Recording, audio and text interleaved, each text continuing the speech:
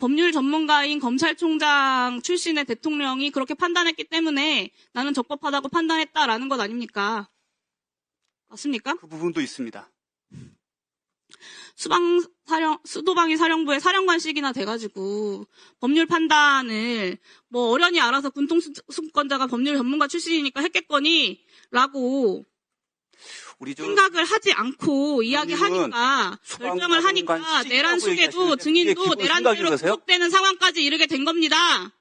그걸 뭘 잘났다고 그렇게 떳떳하게 이야기하십니까? 조용히 하세요! 국민의힘 간사가 다른 의원 질의에 끼지 말자고 오전에 이야기했습니다. 제발 본인을 좀 돌아보세요, 강선영 의원. 야? 너 뭐 돼? 라는 유행어가 있습니다. 자격이 없거나 미달인 사람이 주제 파악을 못하고 자신이 뭐라도 되는 양 으스댈 때 핀잔을 주며 하는 말이죠. 앞서 살펴본 기본소득당 용해인 의원의 질의 태도를 보며 떠오른 말입니다. 수도방위사령부, 대한민국 수도를 방위하고 국가원수 경호를 위해 필요한 상당한 범위의 특정 경비구역을 책임지기 위해 창설된 부대. 이 부대의 총책임자가 바로 수방사령관입니다. 그리고 이 사령관은 용해인 의원이 태어났을 때쯤 육사에서 인권에서 33년째 나라를 지킨 3스타 장군 이진우 중장이 맡고 있었죠. 그는 국방의 최전선에서 군 경력을 쌓아온 대표적인 야전지휘관입니다. 존경받는 군인이죠. 계엄 사태 이후 이런 군인들이 정치 논리로 능멸과 모욕을 당하는 모습을 보며 몹시 불쾌했습니다. 일생을 국가 공동체를 수호하는 데에 지킨 군인을 대하는 사람들의 태도가 바로 그 나라의 수준이기 때문입니다. 계엄 선포에 대한 입장차를 떠나 저는 수방사령관으로서 당시 이진우 사령관이 느꼈을 책임의 무게, 그리고 그 결정의 무게는 일반적인 사람이 상상하기 힘든 것이었을 거라고 확신합니다. 군인은 명령에 복종하는 걸 미덕으로 삼는 존재입니다. 수도를 지키고 대통령을 지키는 게 임무인 수도방위 사령관에게 군 통수권자인 대통령이 명령을 했습니다. 그런데 용해인 의원은 그가 이런 명령을 자의적으로 해석하고 검토한 후 제멋대로 행동했어야 했다는 식의 무책임한 질타를 합니다. 굳이 모욕적인 표현까지 섞어가면서요. 군 생활은커녕 한 번도 그런 체계가 있는 조직에서 일해본 적 없는 용해인 의원이 말입니다. 오죽하면 여군 최초 투스타 출신인 강선영 의원이 용해인의 태도에 소리를 졌고 청문회장은 결국 싸움판이 됐습니다. 물론 견해차에 따라 비판은 할 수 있습니다. 문제는 태도입니다. 일생을 나라에 바친 군인에 대한 최소한의 존중이나 예의도 없이 아주 오만한 태도로 마치 아랫사람 하대하듯 수도방위 사령관을 야단치는 용해인. 저는 그간 용해인의 특권의식이 엿보이는 이런 오만한 태도를 보며 강한 문제의식을 느꼈습니다. 이런 사람이 국회의원이랍시고 온갖 갑질을 하고 다니는 덕분에 나라가 망가지고 있다고 생각합니다.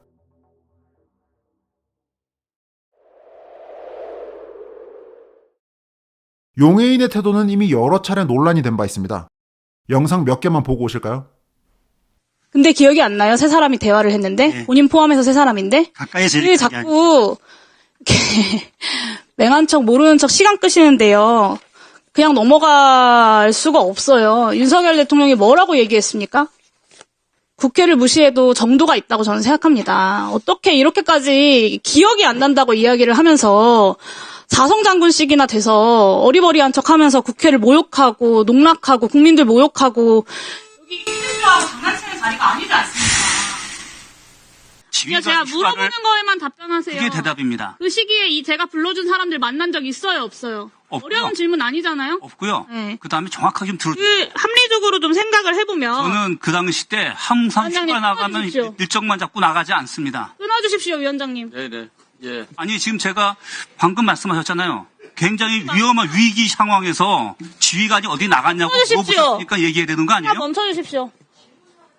네. 제가 물어본 거에 대한 답은 받았습니다. 위원님들 다른 의원 질의에 그렇게 비웃으시고 뭐 그렇게 오늘 잘하셨다고 남의 의원 질의를 막 비웃으십니까? 사령관님, 질의응답을 짧고 간단하게 핵심적으로 대답해 주시기 바랍니다. 네. 물어본 거에만 답변하세요.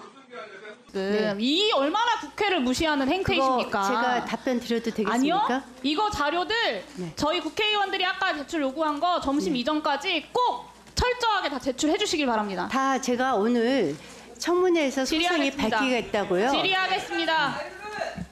얼마 전에 론스타 사건 국제투자자 분쟁 해결 절차에서 우리 정부 패소했습니다. 지금까지 대응 비용으로만 500억 원을 썼고요. 애초에 외환은행 인수 자격도 없던 해외 투기자본 론스타에 피 같은 국민 세금 3천억 원을 물어줘야 할 판입니다. 저는 이게 진짜 배임이라고 생각합니다. 그러니까 정부가 지금 취소 소송을 하지 않습니까? 끝까지 해가지고 이기기 위해서. 그럼 그것도 배임인가요?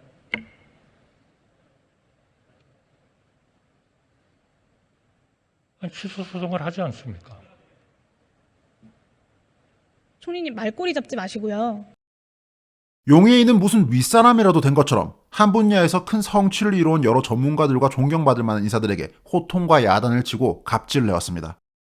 다시 말씀드리지만 정치적 입장에 따라 생각이 다를 수 있고 비판을 할 수 있습니다. 문제 제기를 하는 게 나쁘다는 게 아닙니다. 용해인의 저열한 특권의식이 엿보이는 오만한 태도, 그게 문제라는 거죠. 방금 보여드린 영상은 그런 논란 중 극히 일부일 뿐입니다. 그녀는 질의를 위시한 비난을 하고 모욕을 합니다. 스스로도 통제가 안 될 정도의 감정을 섞어서 언성을 높입니다. 충분히 차분하게 문제 제기를 할 수도 있는데 화를 내며 굳이 공격적인 표현과 모욕적인 발언들을 섞습니다. 대화나 토론을 하려는 게 아니라 공격을 하려는 거기 때문입니다. 어처구니 없는 논리에 상대가 반론을 제기하거나 항변을 하면 용해인은 더욱 언성을 높이죠.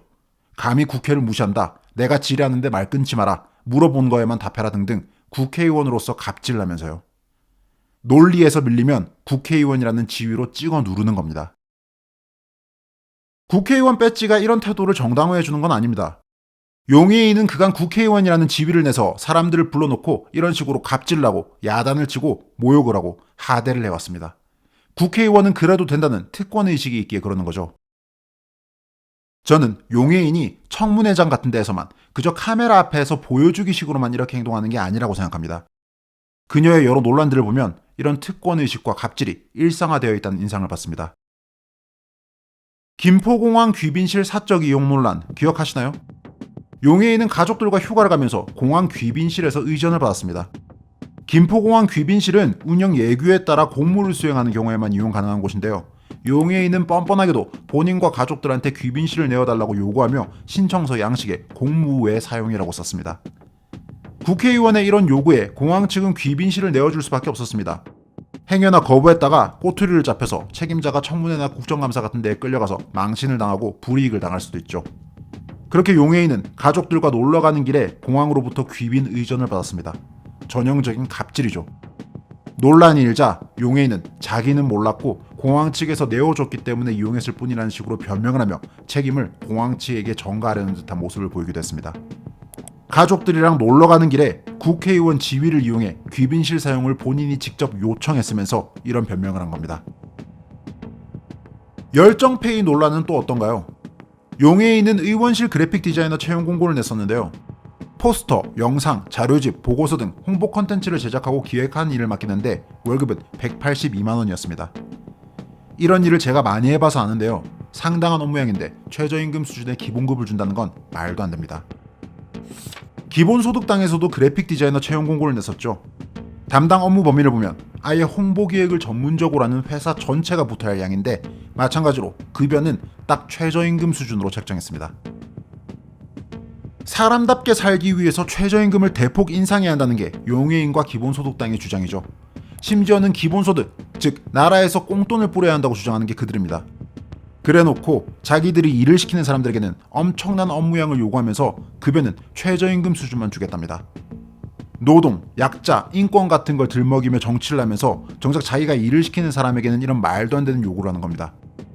국회의원을 위해서 헐값에 열정페이로 일해라, 이거 아닙니까? 노동 관련 현실감 없는 이야기를 떠들며 그걸 진보로 포장하면서 자기 아랫사람에게는 이런 갑질을 하며 열정페이를 요구하는 용해인. 그녀가 이렇게 행동할 수 있는 이유는 한 번도 회사 같은 데에서 월급을 받으며 일을 제대로 해본 적이 없기 때문이라고 생각합니다. 그녀는 대학 졸업을 앞두고 공무원 시험을 준비하다가 본격적인 정치로 노선을 틀었습니다. 취준생이었다가 정치인이 된 겁니다. 세월호 사고가 계기였다고 하죠. 이때 가만히 있으라 시위를 주도하며 스포트라이트를 받았습니다. 이후 여러 정당을 거쳐갔죠. 2018년부터 본격적으로 이재명 라인에 붙었고 이재명의 기본소득 관련 활동의 중심에 섰습니다.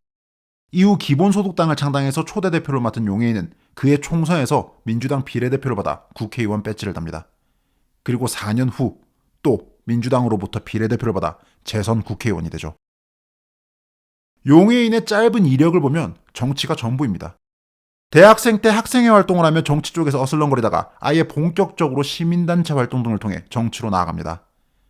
친 이재명계로 분류되는 용해인은 그렇게 열심히 줄을 섰고 청년 타이틀을 거머쥔 채 노회한 좌파 정치인들로부터 이쁨 받는 행동을 하며 그들의 간택을 받습니다.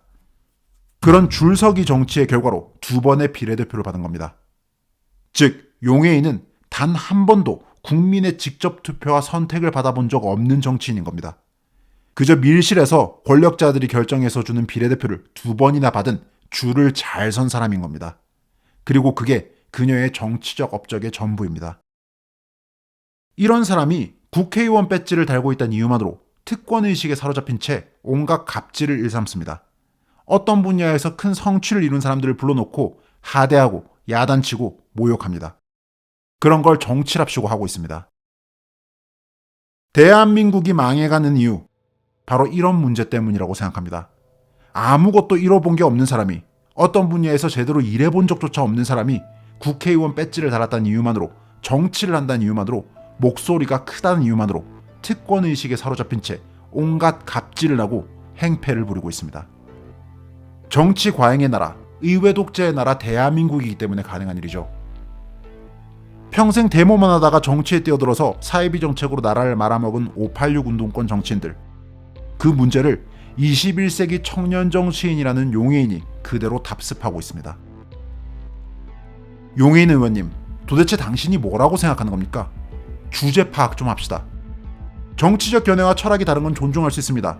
그런데 특권의식에 사로잡혀서 함부로 하대하고 갑질하고 야단치고 모욕하는 그런 오만한 태도는 도저히 못 봐주겠습니다. 당신보다 훨씬 더 많은 성취를 이루고 국가 공동체를 위해 기여한 게 많은 사람들이 당신으로부터 그런 터무니없는 갑질을 당하며 느낄 자괴감을 생각하면 분노가 치밉니다. 그리고 그런 걸 쇼로서 팔아먹으며 자신의 존재감을 드러내려는 당신의 저열한 정치에 강한 반감을 느낍니다. 우원재였습니다.